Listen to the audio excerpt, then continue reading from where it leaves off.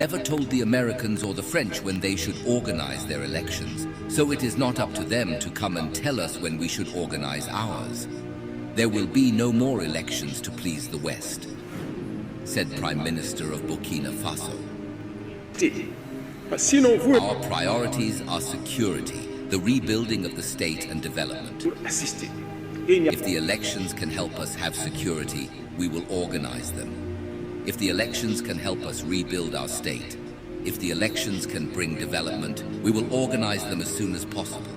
We are tired of going in circles. We must get our country out of the environment of poverty in which we have been for a long time. We must be clear that if elections were a means of development, we would have already been developed long ago. We do not organize elections to organize elections. When we are politicians without objectives, we organize elections for the sake of elections. We are not politicians.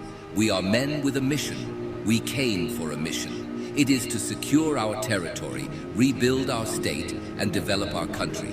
If elections can help us achieve these goals, we will hold them. Suppose the elections cannot help us achieve these objectives. In that case, we will suspend them until we are ready, said May Apollinaire Kayalem of Tambela to the technical and financial partners during this meeting between the Burkina government and its partners. The Prime Minister also made it clear that international partners should thoroughly scrutinize their assistance to determine if it is genuinely aimed at helping each other or if there are other ulterior motives at play. According to him, providing aid to those who are struggling may be helpful in the short term, but it does not ultimately lead to sustainable development. The Prime Minister has called for a significant shift towards empowering individuals and communities to become development actors in their own right, rather than relying on external assistance.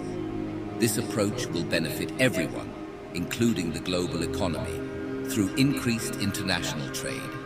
The Prime Minister has emphasized that the goal is to move beyond mere aid and establish true partnerships with international partners to structure areas of the economy in a way that leads to long-term growth and development.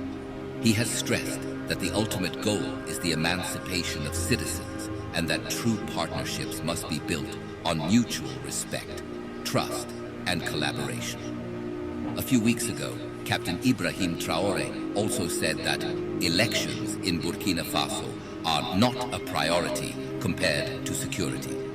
The democratically elected government of President Roch Kabore was overthrown in January 2022 by a junta led by Colonel Paul-Henri Damiba. In July 2022, the junta agreed to a 24-month transition timetable with the Economic Community of West African States, ECOWAS.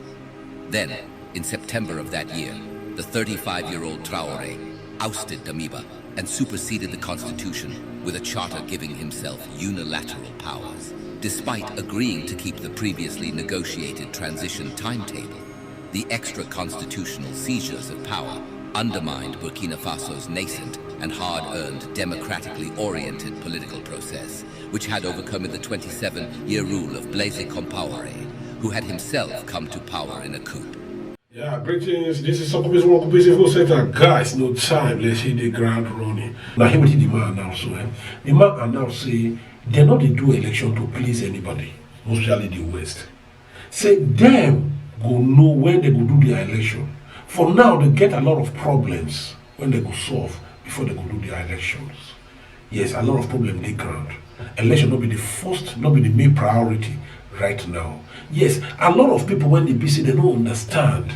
They go to talk, say, Bob, they need to run the election, they need to do the election. No, running the election is not the answer to the problem of a country. We're gonna look at countries where don't do election. Countries where we see the democracy, so-called democracy in the day. Nigeria, for example, we're gonna see the problem of Nigeria today because of election to election, democracy in the day, the handover.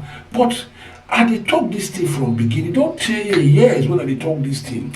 If military dey power, military come into power, no be person please, they don't please anybody.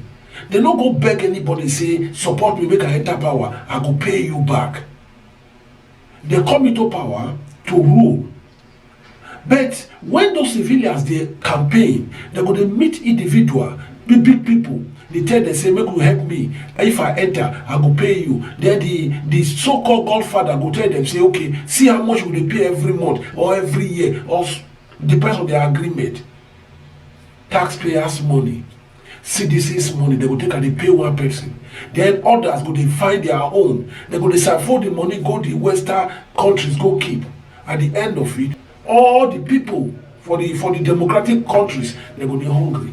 And then the West go to say yes, they go to clap, and that kind of what they want. And meanwhile, anytime they want to enter that country, go do what they want to do. If the person when they power, they tell us, say, come, you should not do like this, we go sanction you, we'll call our country again. That one go to shake. You go say, okay. You see, man, these Western countries, these Western countries and their rules and their constitution, they take and they disturb other African countries in the name of saying that we colonize them.